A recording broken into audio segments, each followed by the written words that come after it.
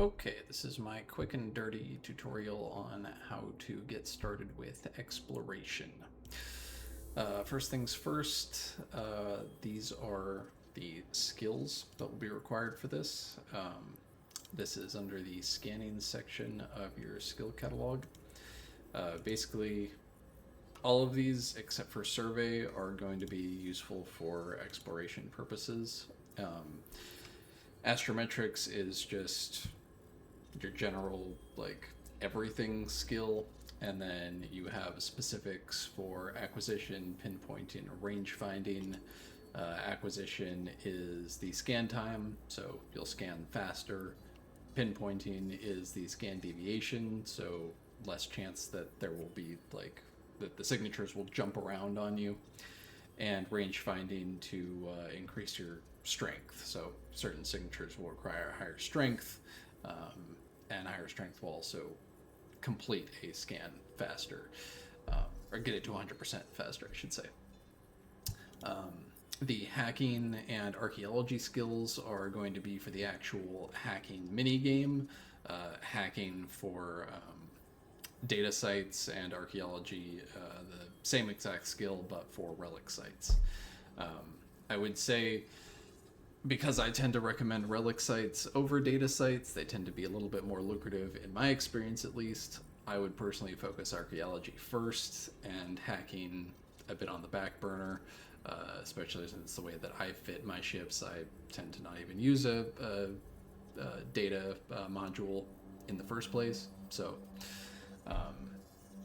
these four for getting your actual scanning skills up, and then archaeology for skills with the minigame. So that should be all of your skills that you need, in addition to flying whatever ship it is. I would recommend probably the Heron starting out, but you can obviously go with whatever, ship that your empire is. So that'd be like the Imicus for Galenti, the Magnate for Amar, and the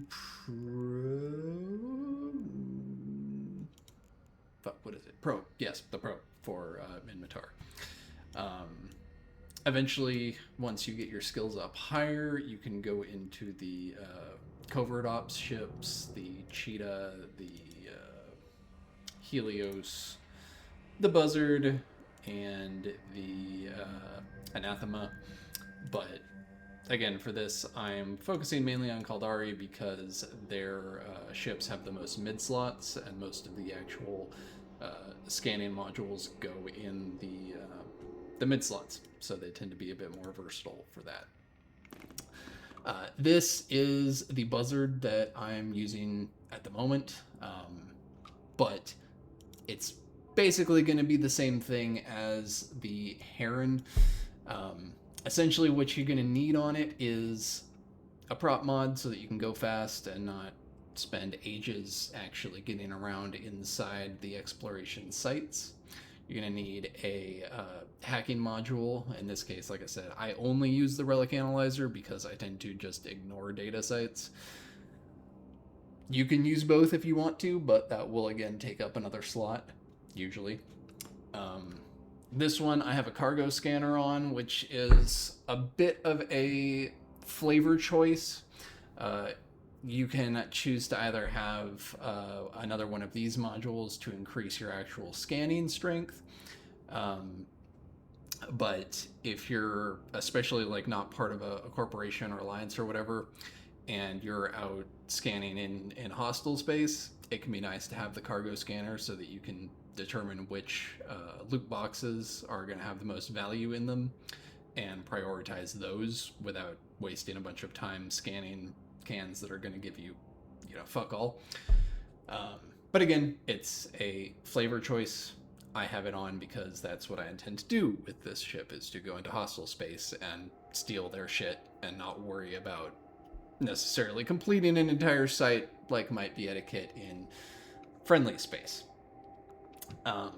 The other modules that you'll want to put on are basically just anything that helps increase your scan abilities. So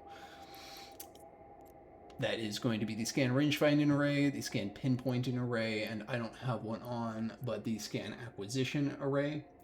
And you don't have to use all of them. I think the pinpointing array takes the most skill investments. I'm obviously using the T2s here. You can use the T1s. That's totally fine.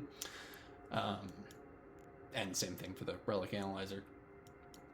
But basically these will just make it so that when you scan, it will scan faster, it will scan stronger, it will scan more accurately, all that fun stuff.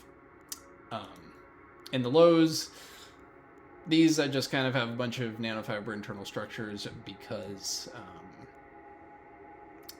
it helps you get around a site faster. It does make you a little bit more fragile, but it's a little bit irrelevant because generally if you have gotten caught, you've already fucked up and you're probably going to die anyway. So these make you faster and more maneuverable so that you can get around the site quicker and not waste a whole bunch of time doing unnecessary flying.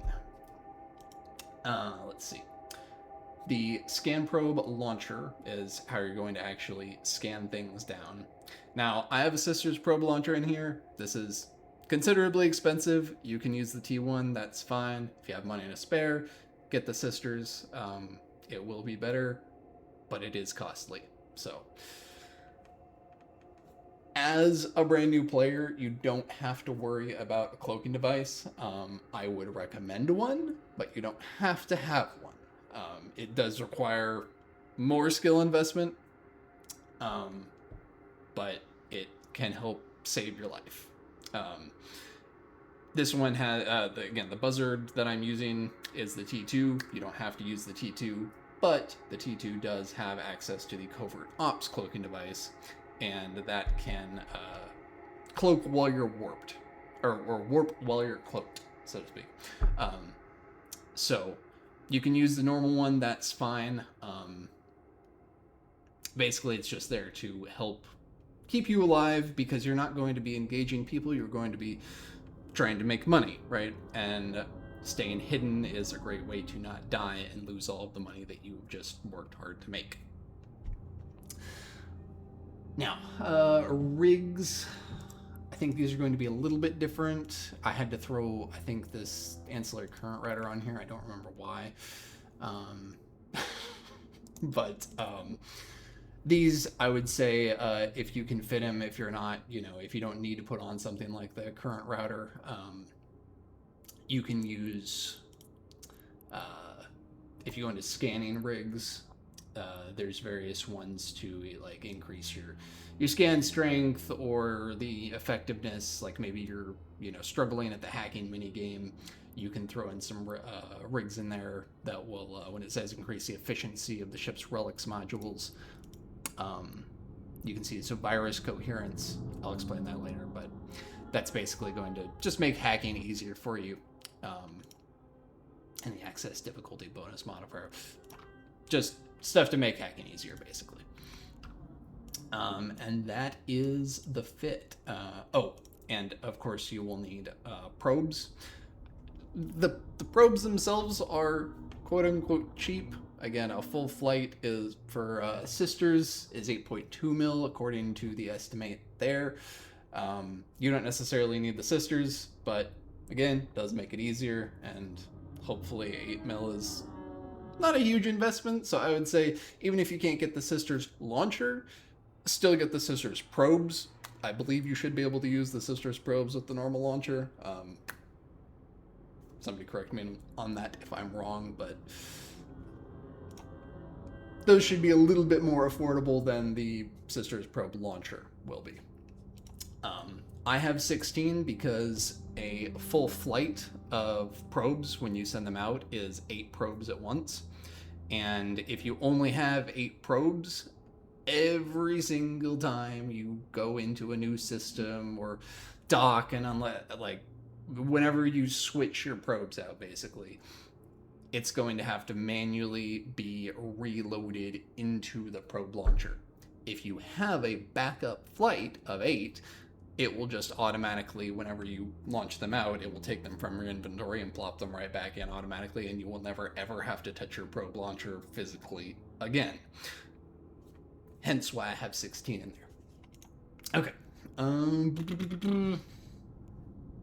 That covers that. Okay. So now you've bought your ship, you've got your skills, all that stuff. Once you first get it, you will have to right-click the probe launcher and insert the probes into it. Now comes the actual scanning bit. So to get this window here in the bottom right, that is the list of cosmic signatures, basically you will press, I forget what the hotkey is, and mine are usually rebound, so easiest way is to go down here in the bottom middle to scanners and probe scanner. It'll also show you the hotkey for it there. Again, I think that's rebound, but click on probe scanner. It has hidden it because I already have it open. But usually, when you first open it, it will probably appear like this with the probe scanner docked in the actual map window. And of course, everybody is different, but I think that it's most effective to have it set up the way that I had it before. So you just click this little button up here to open in a separate window. It's right next to the X, little square with a square inside it. That will pop it out so that you can have it down here, and that way you can close the map and you don't lose your list of signatures. But if you are actively scanning, you can then click the little solar map button up here in the top left of that window, and that will open up the actual map itself. Now, I am uncloaked. You generally don't want to do this if you're out scanning. If you have a cloak, you'll want to use it because that way you can scan peacefully. However, you notice interference from the cloaking you were doing is preventing your systems from functioning at this time when I tried to launch my probes. So, what you can do is you can launch your probes, and that's going to be B by default, B for Bravo. Now that your probes are out, now you can cloak, and you will see over here, I have my overview set up to show these, but you can see that my probes are still out, even though I'm cloaked. And once you have deployed your probes, now you can cloak, and you can still probe while you're cloaked. So, to actually do the scanning part itself, we have our map open, we have our list of signatures open, and you can see in my current system, I really hope this is recording because the little thingy went away. Anyway, so you can see in this system we have 2 signatures here. We have ALD and OXM. Basically just pick whichever one, doesn't matter which, and you can double click it and that will center it on your screen. That's important because if it's, you know, way off there and you're trying to center your probes on the thing, well, now they're not actually centered if we centered in this. Okay, bad example, but long story short, you want the signature centered in your screen so you have the most accurate positioning of your probes possible. So what we're gonna do is, it doesn't have to be super duper duper precise, other than just being in the center so we know what we're doing. Center roughly on where the signature is. The blue ring thingies around it are where your probes are going to scan, and the red ring is the signature's current radius or whatever, scan radius. So you kind of want to match your probes to the radius of the signature, if that makes sense. So you can see the this is too big, way too big. This is too small, so we want it more or less so the general radius of the probes are around the general radius of the signature. Cool. Everything looks good. You can double click just in the basic background of the map and that will snap it 90 degrees. Because of math, as long as you are centered on this and centered on it 90 degrees, you don't want it off right there because well, now it's centered this way, but it's not centered that way. So centered, centered, cool. Hit Bravo, B for Bravo, and wait for your probes to do their thing. They will go off and they will start scanning, and I have max skills, so this goes considerably faster. I don't have implants or anything like that, but this is just max skill speed. And you can see that the signature moved. So to actually get the signature discovered, you have to scan it to 100%. You can see that we've scanned it to 2.2%. So double click it again, it will recenter it. And now we're just going to recenter our probes. Double click to snap 90 degrees, recenter again. And depending on your skills, it might be more beneficial to just step down once as far as your range goes. I have higher skills, so I'm going to step down twice. So once, twice, and usually that still works out fine. If it's not working out for you, just do, you know, one step down, and that's holding Alt and the scroll wheel to increase and decrease the size. You can also use the, if you don't like hotkeys, you can use the little size slider here. So choosing specifically which size it is. I forgot what I think I was on 8 before, so 2 is 2 down. And then once you are happy with that, you go ahead and hit another scan. Wait for it to do its thing. Okay, cool. We've got it down to 16%, so we're going to recenter it. Move the probes back into position again, and holding Alt and the scroll wheel, step it down. And while you're doing this, don't forget to constantly, you know, be keeping an eye on local, constantly descanning, and making sure you're paying attention to your surroundings. Even if you're cloaked, it's just a good habit. Okay, so we've got it down to 63%, and it is revealed that it is a data site. Not really what we want, but we'll just max it out to 100% just to show what that looks like. Actually, I'm already at 0.25. This might be a good one, but there are a couple like special data sites that are fancy and very lucrative, but they're also hard. So okay, but nope, it's not one of those. It is just a standard one. So you can see that we have discovered a detected central angel data blah blah blah blah blah blah blah. None of the rest of the name matters except for 2, maybe 3 things in the front. Detected is kind of irrelevant. That just means that there is an upgrade for in null security space where you can force these things to spawn, but that's all that indicates, is that it was forced to spawn by a player structure rather than just naturally spawning.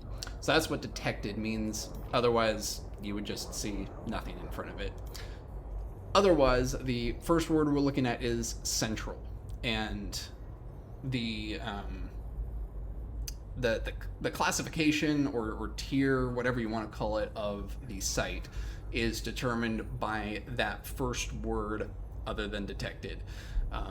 For a data site in nullsec, a central is basically the highest tier site that we can find.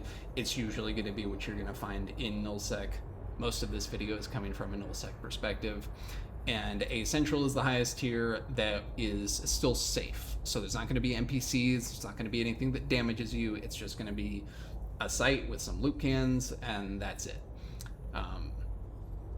And like low sec, high sec, wormholes, you might see different prefixes there. I forget exactly what they are because I mostly live in nullsec, but for us that would be central. So central indicates it is the best safe site that we can go to. The next word is, and central in this case indicates it's a data site. There's another prefix for relic sites, and that would be ruined. So ruined, central, from that word alone you can determine that it is either a data or a relic site, in addition to just having the icon for a data site. And then of course angel just indicates what faction it is. So this one is an angel a pirate faction site. You might find a Sancha one, a Blood Raider one, you know, whatever it is, it'll just say Central Angel or Central Sancha, blah, blah, blah. Everything else after that, totally irrelevant. I mean, I think the name might indicate like how the site is physically set up or something, but it's irrelevant. It's just fluff that we don't care about. So we have found a data site, but we don't really care about that. So we're gonna go ahead and look at the next one in the list. And again, you can do the data site if you want to. You just need to have a data site analyzer, and I don't. I only have the Relic analyzer.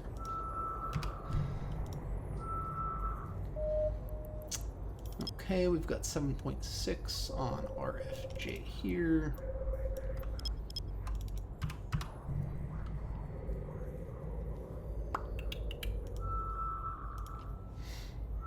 And when you start out, this is going to be a lot more tedious because the, especially the scan speed will be slower. That's probably the biggest thing that I would recommend upgrading first, just so that it goes faster and you're not sitting here waiting for 500 years for it to scan. Okay, cool. So we have found, again, a detected. That means that it's spawned by players. Ruined, so it's the highest tier relic site that we have, and it's an angel. And that is exactly what we're looking for. So we are going to right click it and warp to 0 edit. And if you are using a cloak, assuming it's not a covert ops cloak, you will need to turn that off first before you warp.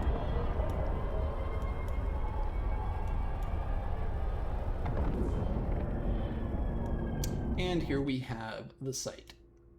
It's basically just a big old wreck of stuff, and you will see that there are all of these containers around. Usually they call them cans, boxes, whatever terminology you want to use. I have my overview set up to show in my loot tab just these boxes and the sun for a quick warp out. But basically what we're going to do is we are going to go to these boxes in order and turn on your micro warp drive or whatever prop mod you have so that you get there faster. Lock it up as soon as it's in range, and once we have it locked and we are more or less in a steady orbit, we can turn on our relic analyzer. Now, this is the hacking minigame. It is going to be the exact same thing for both relic sites and data sites. There's zero difference between what this looks like for either one. The only difference in the two sites is just the potential loot that you get out of them and the analyzer that you have to use to access them. So basically what we're doing with this is we're trying to find the end node in this sea of blank nodes.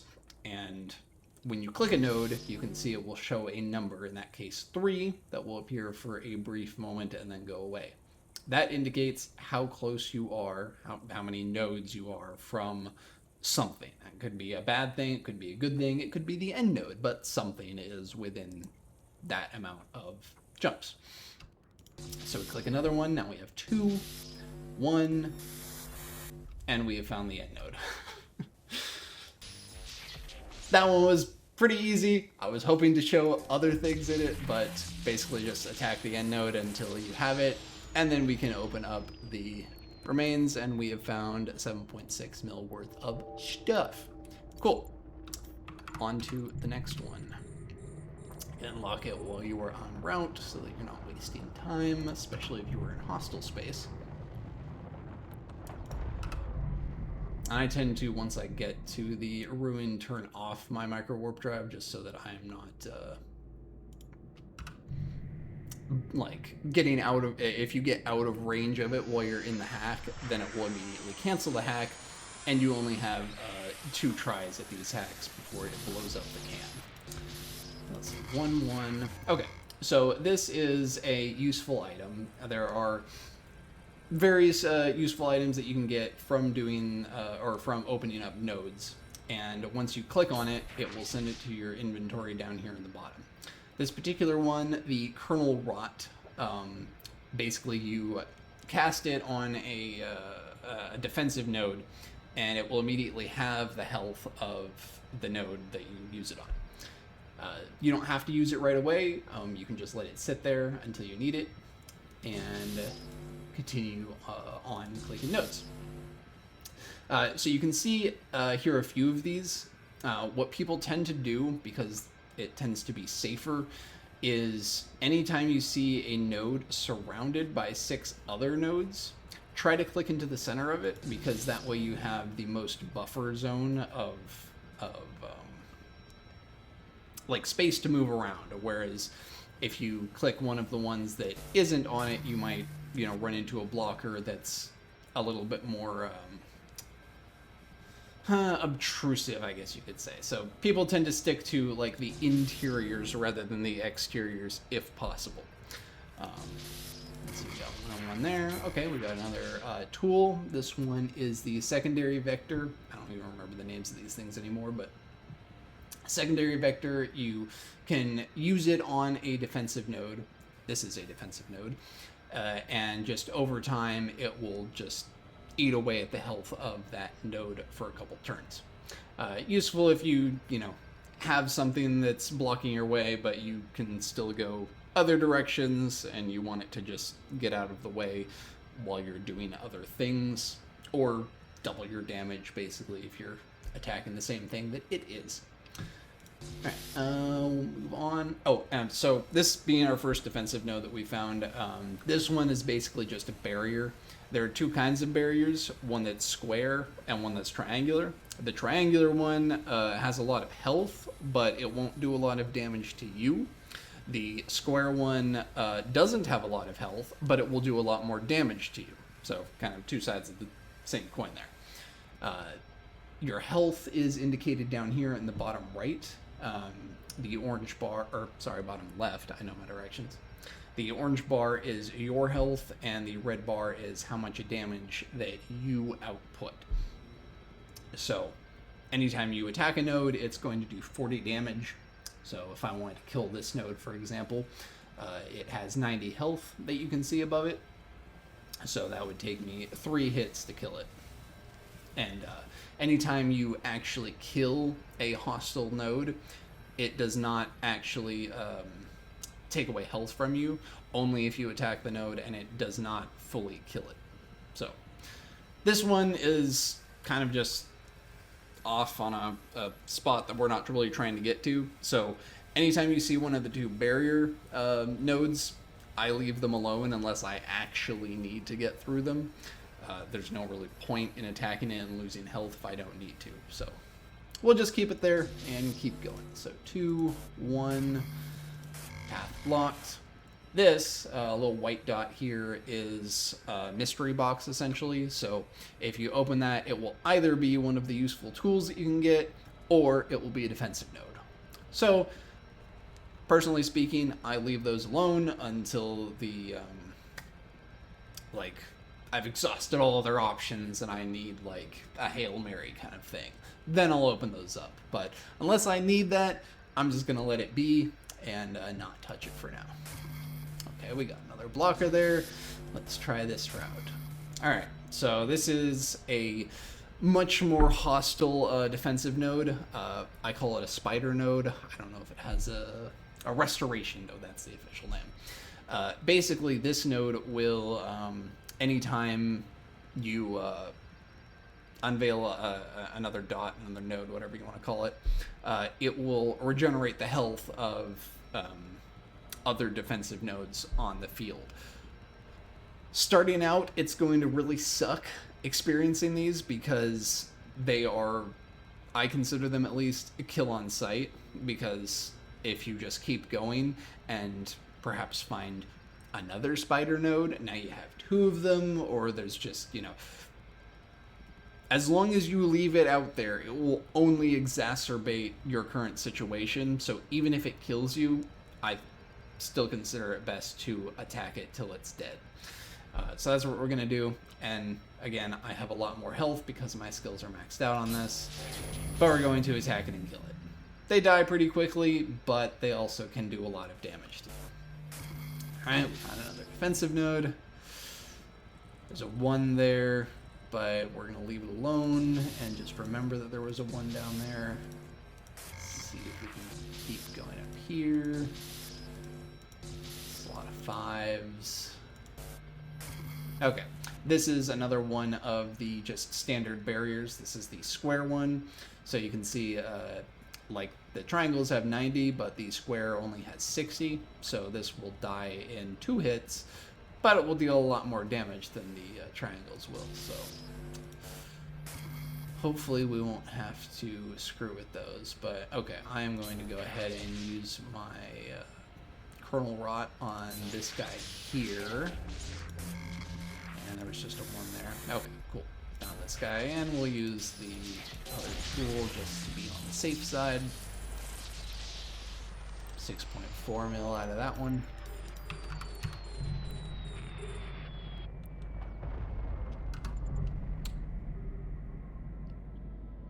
And if you want to be a little bit more covert, you can hit this button down here to recover active probes now that you've well, I haven't finished scanning, but let's say you had finished scanning and you don't want people to know that you are in the area scanning. You can recall your probes, and then they won't show up on a scan for other people to see that you are out and about scanning.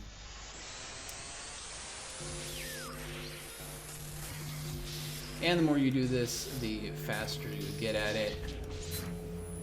Ugh. Not so lucky on this one. Cool, kernel rot. And we found it.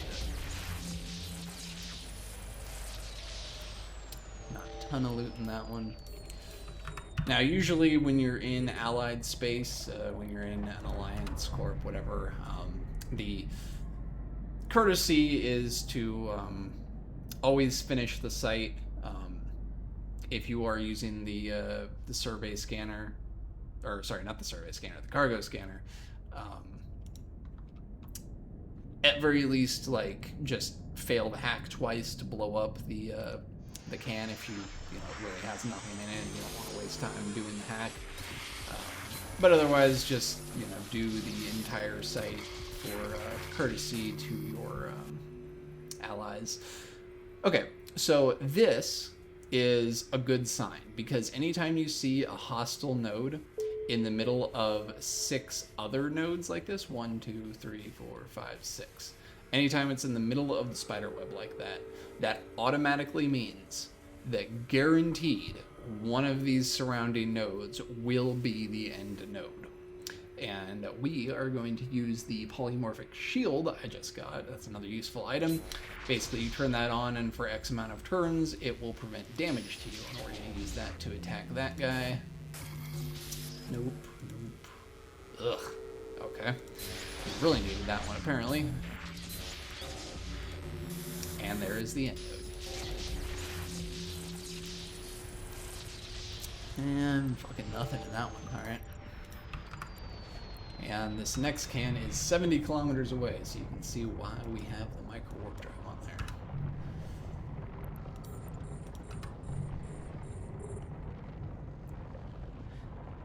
Even with it on, we're gonna take a little minute to get over there.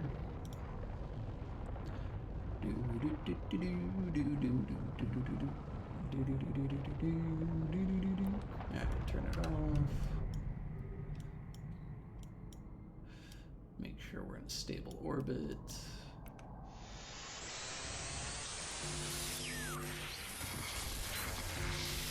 Cool. Data rot right out of, or kernel rot right out the gate. Jeez, okay.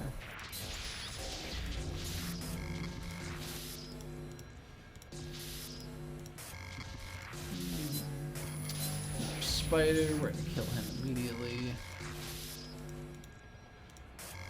And the rest of this will mostly be me just going through the rest of this site. That should cover pretty much everything you need to know for exploration. Okay, 15. It's a pretty good haul there. Not the best, but I won't complain about double digits.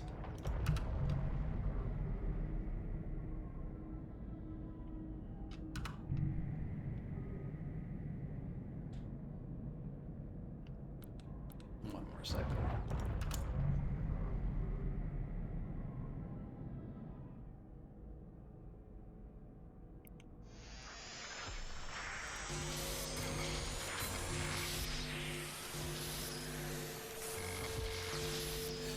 I think the only node that we haven't run into yet is, I forget the exact name of it, but it is also a square, but it's a kind of lumpy looking square, and that hostile node will basically make every other node harder to kill by lowering your virus strength, so you'll do less damage. And that one, like the spider node, is,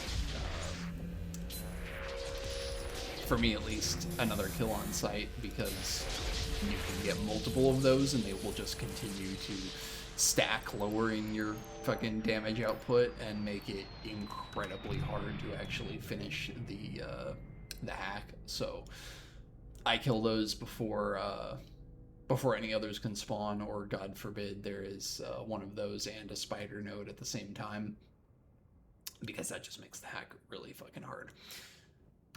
And that is the site. So yeah, basically just do that. Every relic, or again, if you have the equipment for it, data site that you find, just warp to it. Go through all the cans, hack all the boxes, and make sure you actually check the loot once you're done hacking, because I have definitely done it in the past where I have finished hacking it and completely forgot to actually open the can to see what I got, and then just moved on to the next one. So yeah, that should do it.